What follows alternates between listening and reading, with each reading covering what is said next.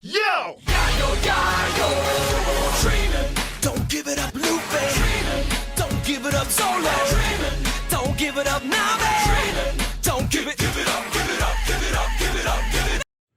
All right, how's it going, guys? This is Phil with Phil Plays, and today we are playing some One Piece. This is actually a recorded match at my local game store championship.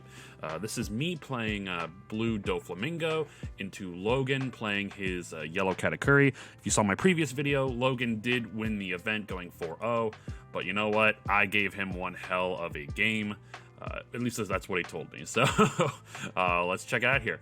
So basic stuff. He's playing his turn 1 pudding. I mean, that's the best move you can make in that scenario. Grab the Sanji. Oh, man, that card is so good. A trigger blocker that can also swing lethal is nutty. But anyway, my turn 1, of course, I played Perona. Luckily, I was able to find her. Dofi is awesome, I think, as a deck, but if you don't see a Perona turn 1, you are already playing a slightly uphill battle. I did go second, which I wanted to keep him off curve of playing his Big Mom, but we'll see how that turns out. Playing Perona turn 1, I decided my top 5, and then I passed off to him. I'm trying to remember this match. Like, this match was so good. Yeah, oh yeah, he swung in 5k with the Perona. He was trying to go after me as quick as he could. I was trying to think, did I want to combo out of it? No, I took it. I can't remember what the trigger was. Oh, I did. Yep, and I did combo out of his second attack. My turn. I'm at 4 Dawn. I decided to... I believe I threw a Dawn onto Perona and swung Perona into his pudding. Get that off the board as soon as I could. Then I do the old razzle-dazzle, swing 7k, tap, reveal, play the 6k Gecko Moria. Card is snapped. That helped me win one of my first, my earlier matches with Katakuri. My matches were literally Katakuri, Katakuri, Katakuri, then Queen. I played yellow all day, and I still ended up going to 2. It felt good. Doflamingo, I think, has a better matchup into Katakuri than Crocodile does, but you do still have to see your early swings. You have to build a board up, because yellow doesn't like wide boards. That's their kryptonite. He did get the trigger, excuse me, the Shirahoshi off, which I was really not happy with. You can even hear that in the original video audio. I'm like, well, that's not a good start. Being able to let him cycle his hand that early in the game, not great. And then if he does get his 8-drop Katakuri out, he can just put that card on top of his life, re-add it to his life. That way it's just more cycling, which is not great. I did combo out of that attack. I didn't really have a lot of other options for attacking. Oop, then he plays his Randolph, big old bunny man. Reset everything. So I have my 6k body and my 2k body on board with 6 Dawn available. I believe I did I swung in 5k into leader first, try to get a card out of his hand. Swing 6k into leader, try to make him take a life or get rid of another 2k out of hand. I believe he took it. Yeah, he took the life. Wasn't a trigger, thankfully. Oh no, it was a trigger. It was a gang beige, but honestly, not a great opportunity for him to use it. Yep, I played the 3000 Worlds to bottom deck Randolph.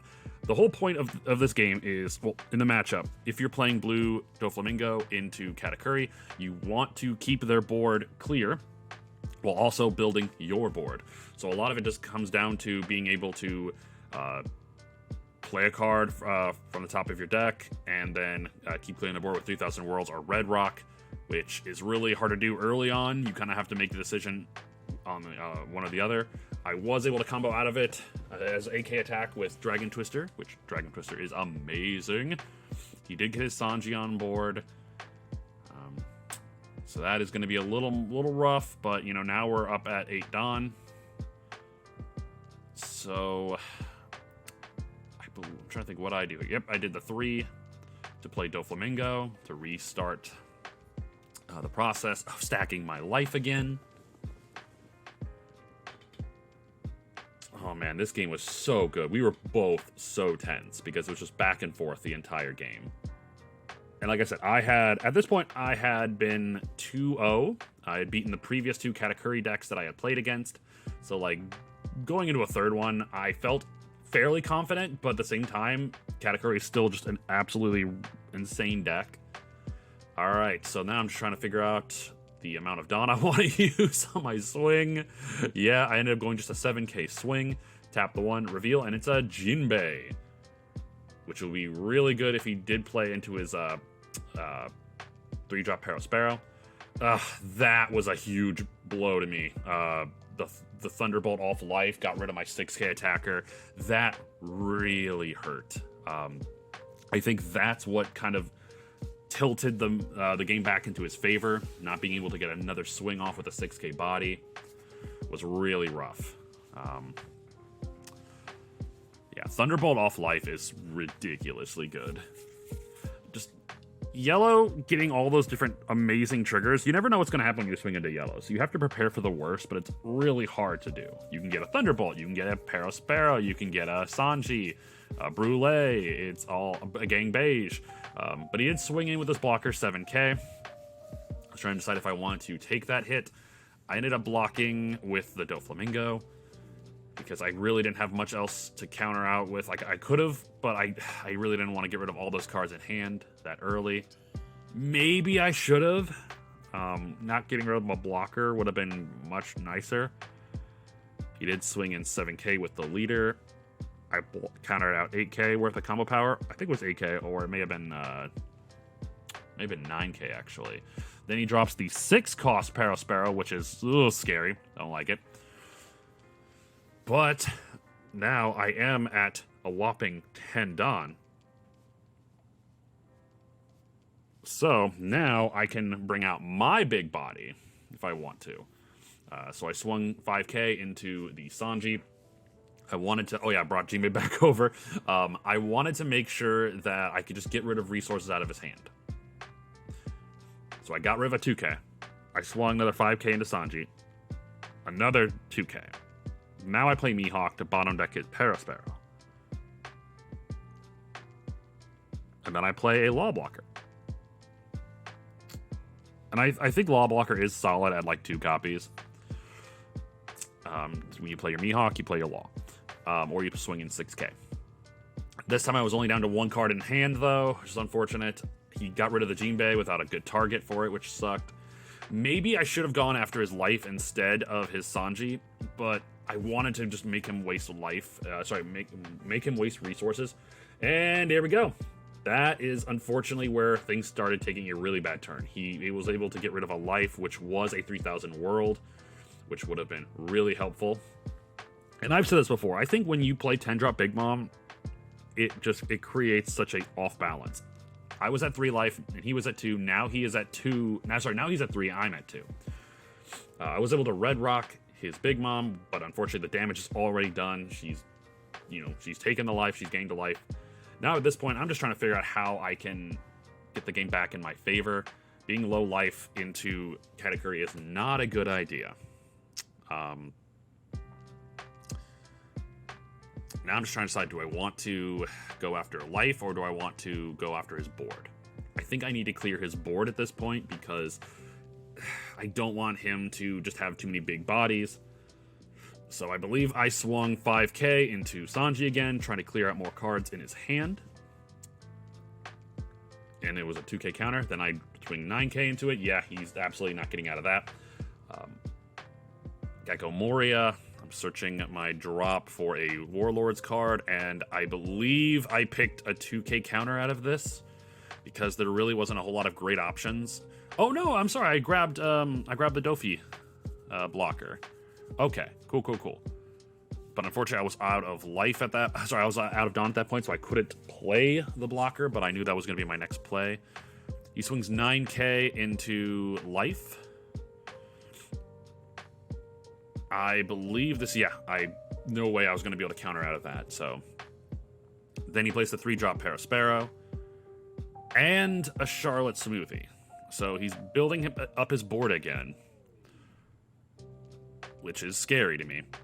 I play the 3-cost Dofi so I can try and create some semblance of a board again. Or, sorry, I can create a advantage in my favor. Alright, so that means I have 7 Dawn remaining.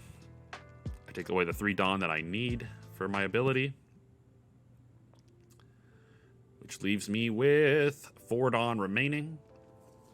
I didn't have a removal. The only card I had in my hand at the time was a Red Rock, so I wasn't going to use it on those. I needed to save that card, but I also needed to provide just more pressure onto his board. I was just deciding at this point because I'm like, oh, this is getting close. We're getting so close. I ended up swinging 5k with the Perona, knocking out another 2k in his hand.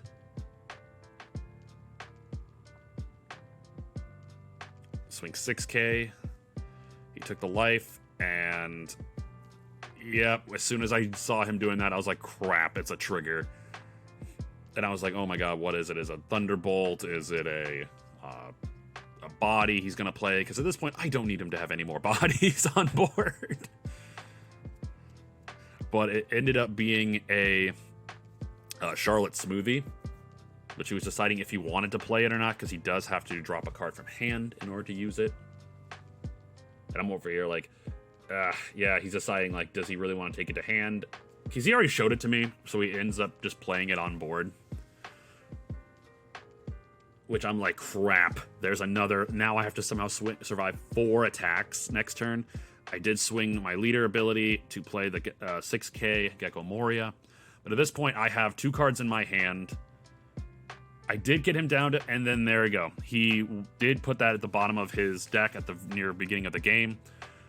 So now at this point, I have 2 cards in my hand, one of them being Red Rock, and one of them being a 2k counter. But he now has 4 swings he can do. Possibly more if he wanted to throw Dawn onto his Brule and his Shirahoshi. So at this point, like, I am feeling real bad here. Even though my board is full and his board is full, it's just, I have 1 blocker and 1 counterable card. So what he decides to do, and he knows what the bottom card of my life is at this point, because he moved it to the bottom near the beginning of the game.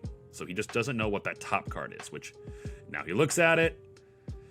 He now knows both my life cards. So this provides him so much more insight on how to beat me. So I do end up blocking that because I don't want to take unnecessary damage at this point. He starts dividing up his Dawn. Now he swings a barrage of 8Ks, starting with Parasparrow. I grab that, which is a 1k counter. So I had an 8k counter. I had a 3k counter in my hand, which makes me only 8. So I could not counter out of it. Take the last life, and unfortunately the last life was a Mihawk. So he swings 8k again. I have 8k, but I got nothing to counter with. And that is how I lost that game. But no, it was such a good game. Logan is such a great player. I don't feel like I misplayed.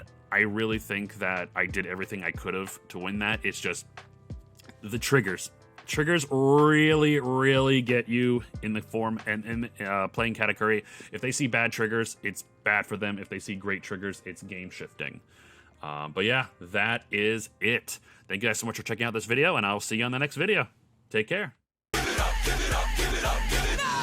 how the story goes. We find out about a treasure in the Grand Line. There's no doubt. The pirate whose eye is on it, he'll sing. I'll be king of the pirates. I'm gonna be king.